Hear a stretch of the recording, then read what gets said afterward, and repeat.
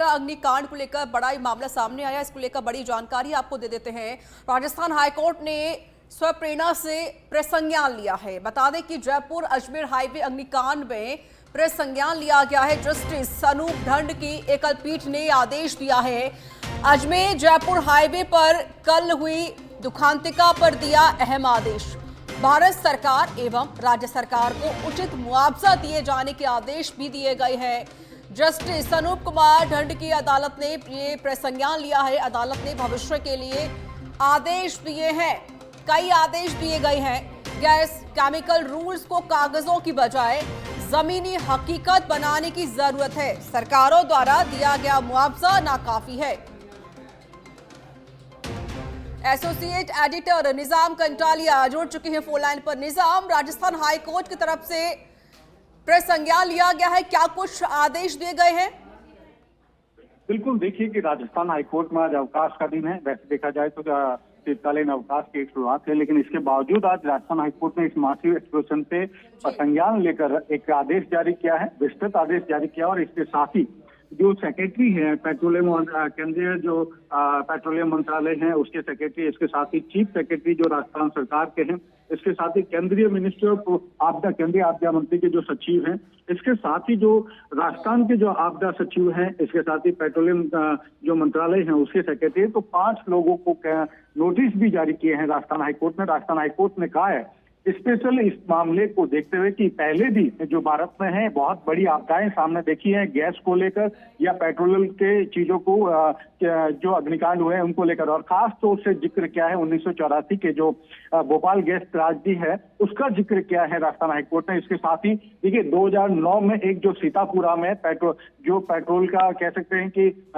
जो आईओसी के डिपो का आग लगी थी उसका भी जिक्र किया और कहा कि ऐसे मामलों में एक बड़े स्तर पर जनहानि होती है और राजस्थान सरकार या केंद्र सरकारों के द्वारा जो स्टेट सरकार या केंद्र सरकारें जो मुआवजा इस मामले में देती है वो बहुत नाकाफी होती है। और इस मामले में भी राजस्थान हाईकोर्ट ने कहा कि जो दिया गया है मुआवजा वो नाकाफी है और उसको बढ़ाया जाना चाहिए।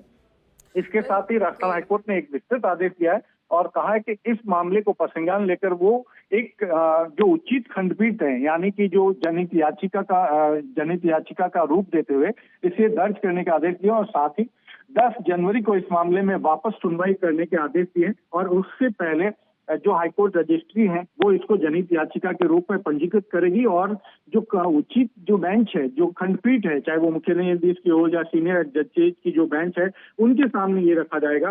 देखिए राजस्थान हाईकोर्ट ने बेहद गंभीरता वाली इस मामले में कई गंभीर टिप्पणियां भी की है। उन्होंने सभी जो त्रासदियां हुई अब तक उनको लेकर भी बात कही है।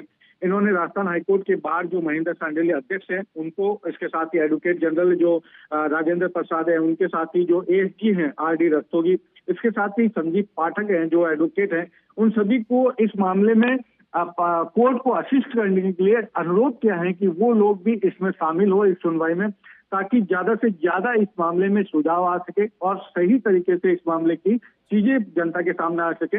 कोर्ट ने कहा है कि जितने भी गैसेज हैं, केमिकल्स हैं और हजारडियस जो आर्टिकल्स है, ऐसे जिनको शहर के पास या फिर दूसरी जगहों के पास से होकर निकाला जाता है, जब बड़ी जनसंख्या जहाँ रहती है और उसके आसपास से जब भी इनको निकाला जाता है, तो ऐसे में इनके जो नियम हैं, जो कानून हैं इनको लेकर बने हुए हैं, उनको सख्त करने की जरूरत है। इसके साथ ही जो पहले से बने कानून हैं उनको केवल कागजों में अपनाने की जरूरत नहीं बल्कि उनको सही जमीनी हकीकत देने की जरूरत है।